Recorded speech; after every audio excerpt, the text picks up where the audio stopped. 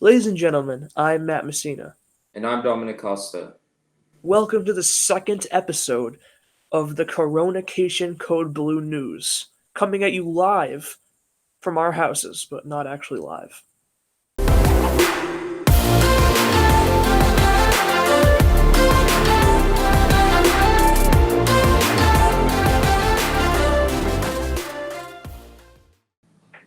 COVID-19 has affected people all around the world, but not many are sure what it actually is. Katori Nicholas is here to elaborate. The coronavirus, known as COVID-19, is a disease that's infected and killed many people worldwide and comes with many health risks. To begin, the virus is mostly transmitted through respiratory droplets that are suspended into the air once the infected person coughs or sneezes. These droplets can come into contact with a person or surfaces within 6 feet of them. It lasts on surfaces for a longer period of time compared to other illnesses. However, in very rare cases, the coronavirus can be transmitted airborne. For instance, it can stay in the air for hours, depending on the heat and humidity according to health officials. Compared to the coronavirus, the flu has a death rate of 0.1%, as the coronavirus has a death rate of 2 to 3%, which is significantly higher. On the other hand, most people infected with the COVID-19 virus will experience mild to moderate respiratory illness and recover without requiring special treatment such as a cough, running nose, and headaches with the sickness lasting between 1 to 14 days. Although older people and those with pre-existing medical conditions like heart disease, asthma, chronic respiratory disease, and cancer are more likely to serious illness and lead to fatalities. Emergency warning symptoms are trouble with breathing, persistent pain or pressure in the chest, new confusion or inability to arouse, and bluish lips or face. With that being said, it is very important to remember anytime you touch something to wash your hands, especially before you eat, to contain the spread of the virus. This has been Katori Nicholas from Code Blue News. Thank you. Secondly, let's see what Donald Trump and the rest of the American government is doing to curb the disease. So, of course, this is a projection, and it's a projection based on using very much what's happened in Italy and then looking at all the models. And so, as you saw on that slide, that was our real number, that 100,000 to 200,000. And we think that that is the range. We really believe and hope every day that we can do a lot better than that. Recently, White House doctor Deborah Birx predicted the amount of American deaths from the coronavirus outbreak. Models show that with social distancing and limited contact among Americans, 100,000 to 240,000 could die from the outbreak. Even though that's a better number than the scenario with no social distancing measures, which showed 1 to 2 million American deaths, that's still a high amount. Some of the causes of this could be the limited medical equipment, such as masks and ventilators, which are running in low supply in multiple hospitals. Political analyst Kevin Hillman offers a solution, as well as some insight on what's going on in hospitals from our nurses' perspective. Well, it's mainly the social distancing. And what I don't think he's going to do it, but what he should do is do the, what's that act? The Defense Production Act. Yeah, the Defense Production Act. I think it's only a matter of time until he's forced to do that, but I don't think he's planning to. But I think I think it's like very, very important that he does the Defense Production Act, because if they don't have enough masks, enough ventilators, stuff like that, a lot of even healthcare workers could get sick and die. And it seems like that's one of the main people we should protect, because without them, we're kind of, I can't think of a school appropriate word to use. Yeah. Yeah. Like both my parents are nurses, and they, like, my mom's talking about how, like, and my dad are both talking about how, like, they don't have enough masks and stuff like that. The U.S. is projected to hit its peak in cases over the next couple weeks, and hospitals are attempting to prep once that comes around. This has been Andrew Rossi with Code Blue News, signing off. During coronation, students at HMHS have been watching a bunch of different movies and TV shows. Vin is here to tell us what they've been watching. I think we can all agree that the coronavirus is no laughing matter. Whether you're old or young, the virus can be annoying at the very least and deadly at most. Also, if you're going to anything special, then sorry, it's canceled. Not to mention that all of the store shelves are completely empty. Thank you to the maniacs who are buying toilet paper en masse. But at least we've got Netflix and Hulu to binge watch our favorite shows. I mean, that's a good way to spend a coronation, right?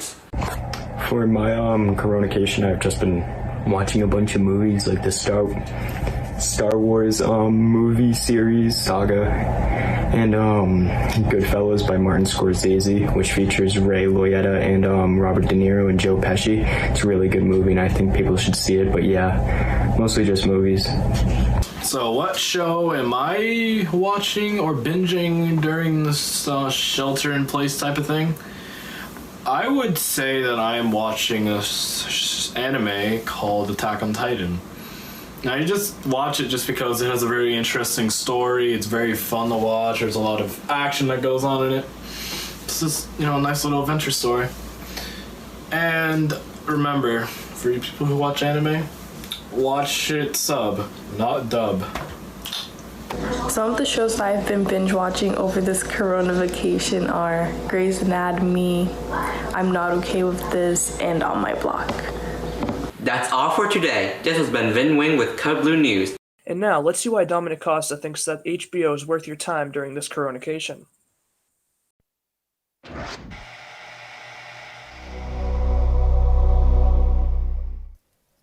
Hey Bulldogs. Since Game of Thrones ended, I've noticed that a lot of people have been writing off HBO. However, in the middle of coronation, I can't think of a better time to give a few examples of why that wasn't the best idea. Here's a couple shows which should make you rethink that decision to cancel that subscription. Welcome to Westworld. No orientation. No guidebook. Westworld is a sci-fi western series based on a 1973 film, which places the audience straight into an amusement park filled with animatronic hosts, all of which play the role of characters one might find in a traditional western.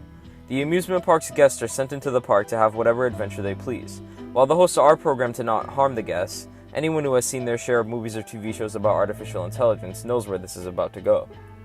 Westworld is currently in its 3rd season, and the first 2 seasons are available to stream. Westworld is filled with adventure and mystery, and I would definitely recommend it. Coordinated simultaneous attacks at the homes of Tulsa PD. So the cops hide their faces, and now the bad guys don't know where they live. And who doesn't want a secret identity? Superhero movies have been dominating the box office for over a decade, but in 2019, Watchmen took that dominance to the small screen.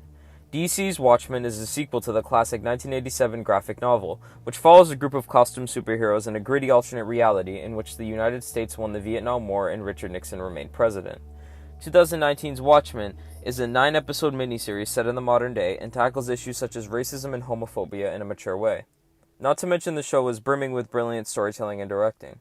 Viewers unfamiliar with the original comic might feel alienated, but a quick Google search and a watch of the 2008 adaptation will definitely get you up to speed. Hold on. Press it in with a pen or something. Start back up. Okay, I'm gonna make some for me. Honey. It's okay, baby. Can you make the formula? I'm gonna be home in 10. The Leftovers is 3 seasons of brilliant storytelling and is consistently thought-provoking. This show, having the same showrunner as Watchmen in Damon Lindelof, begins with 2% of the world population disappearing with no explanation and no warning. It follows Police Chief Kevin Garvey of Mapleton, New York, as he deals with the consequences of what has come to be known as the Departure. The Leftovers is wonderfully written and acted with stellar directing and inspired themes. The series is a must-watch simply because of the way it contemplates the effect an event like the Departure would have on society's collective psyche. Many people have placed this series as one of the best TV shows ever made. Terry murdered a child. Everything he does after that is like he's begging us to catch him. What kind of criminal does that? He didn't do it. Based on Stephen King's novel, The Outsider is a show in which the murder of a young boy is investigated, only for it to be discovered that something more sinister and supernatural is at play. This series, which just concluded its first and only season, features gripping performances from Ben Mendelsohn and the Oscar-nominated Cynthia Erivo, as well as blatantly stunning cinematography. Though I can't personally say I love this show as much as I'd like to, it does get pretty convoluted toward the end of the series, it was still an entertaining watch. It does an excellent job at ramping up tension and keeping you at the edge of your seat and fully engaged. So there you have a few shows to get back into HBO with and to help you keep busy during our time off. This has been Dominic Costa with Code Blue News. Back to you. Typically, time off from school is seen as an opportunity to have fun, but coronation has put many of us in isolation. Brianna is here to help you figure out how to manage your mental health during this time period. During these difficult times, it's important to practice good self-care and stay connected.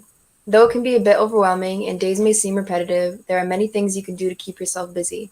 The DTB skill called ABC Please is used to increase emotional resilience and decrease vulnerability to future unpleasant emotions. By accumulating positive experiences, building your skills and talents, and thinking ahead about how to cope, you'll be more likely to bounce back quickly from a negative experience. Please skills offer guidelines for staying in good physical health and help you bounce back from unpleasant emotions. Anybody can always make up work if they had some outstanding work that they needed to do. That's always a good thing. Connecting with friends is really important. I know we're practicing social distancing right now, but it's really, really important to stay connected.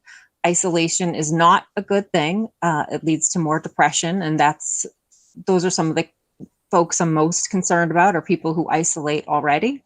We don't want people feeling more alone. So if you're someone who's feeling pretty good, reaching out to friends, peers in your class who you might not always reach out to, that's always a good way to keep yourself busy.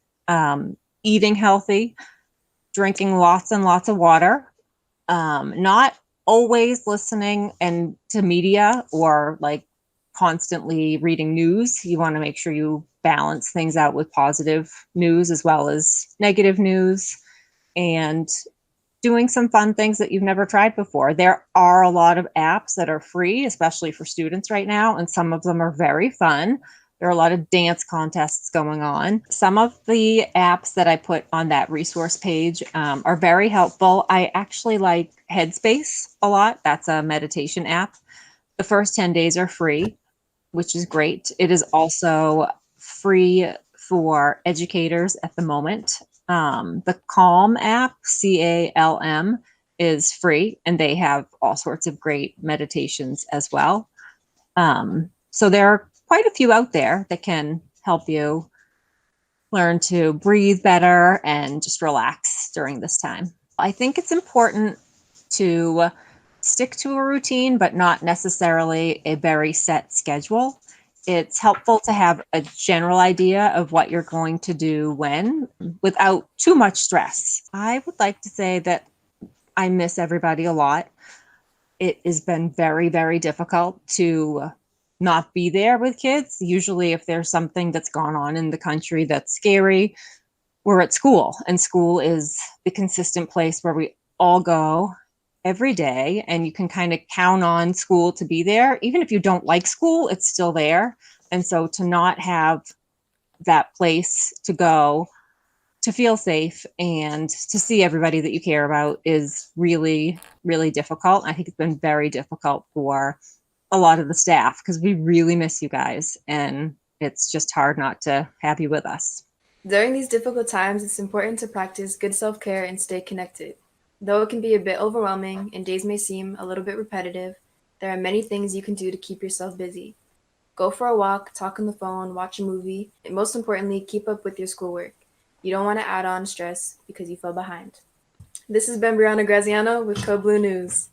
And now, Angela Rossi is here to talk about how the coronavirus has affected spring sports. Almost everything has been affected by the coronavirus outbreak, including spring sports. Baseball, softball, and track have all had to alter their season preparations after the MIA announced that it would be moving the spring season start date to May 4th. And even then, this is all relying on students coming back to school on that date. Do you think the MIA has taken the right steps in response to this?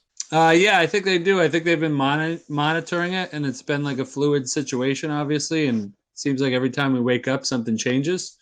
So I think they're just monitoring it and trying to give everybody hope that there will be a spring season. I think MIA has taken the right steps considering that they're still trying their hardest to get everyone to have a season and for people to be able to play, even though it might be different. Like right now, if we have a season that starts, we won't have a tournament and there'll be no playoffs, but at least people will get to play, like me, who may never play after high school again.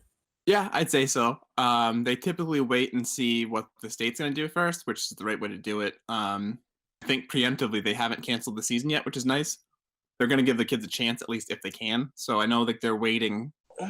Yeah, I think so. I think it's smart because it's spreading way too quickly, and I think it was really smart to cancel it because if someone gets it, it could affect a lot of people. Yeah, I think they should put safety over like sports, to be honest, because I'd rather be healthy than be running and be sick. Like, Mr. Case is one of the many athletic directors in Massachusetts that are trying to find a way to respond to the sudden sports delay. I'm still talking with people within our league, and then we are starting to brainstorm ways to, if there is no MIAA postseason, try to have some sort of conference-wide tournament for each sport.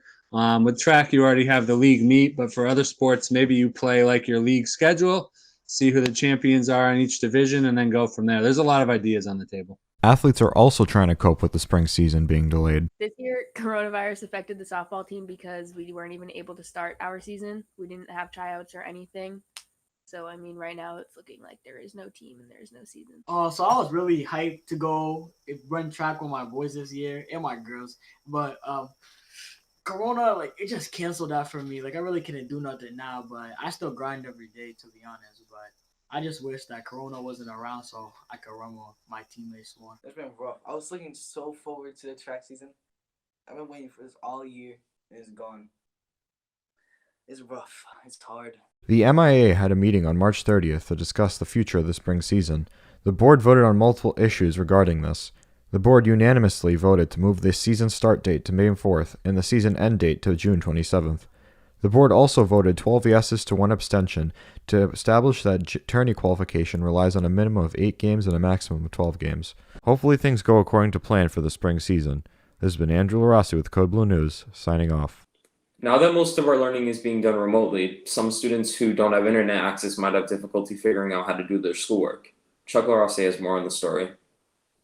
With this whole coronavirus buzz comes learning from home. And with learning from home comes internet access and a computer.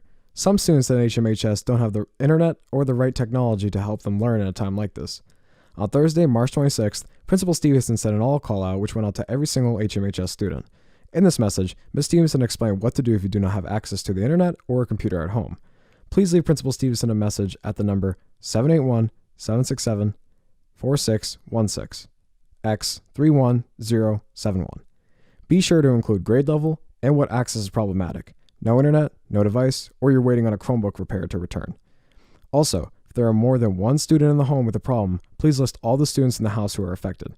Principal Stevenson will receive your voicemail and will inform your teachers of your particular situation, while Ms. Stevenson and other teachers work through resolutions. Instead of hearing me speak for another 2 minutes, here's what Jersey's finest Mr. B had to say about the remote learning plan. All right, so what can some students do if they don't have access to the internet? That's a really tough question to answer. There are some programs out there that certain internet providers are allowing for internet access for free during this time period that we're trying this remote learning. But in general, there is very little that students can do without internet access. And that's the trouble the governor had with going to remote learning, is that there are extreme inequities throughout the state as to what people have access to. Hopefully all students are able to get back on track with learning during this tough time. This has been Chuck Larossi with Code Blue News, signing off. So that wraps it up for this week's episode. I'm Dominic Costa. And I'm Matt Messina. See you next week.